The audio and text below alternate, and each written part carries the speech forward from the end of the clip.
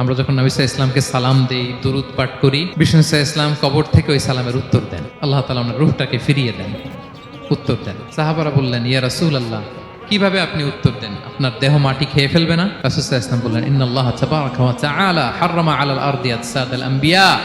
আল্লাহ তাআলা নবীদের দেহকে নষ্ট করা মাটির জন্য হারাম করে দিয়েছেন। কোনো মাটি কোনো নবীর দেহকে টাচ করতে পারে না, নষ্ট করতে পারে না। নবীরা কবরে জীবিত, সেখানে সালাত আদায় করে, তাদেরকে স্পেশাল রিজিক দেওয়া হয়। এটাকেই বলা হয় হায়াতুন নবী।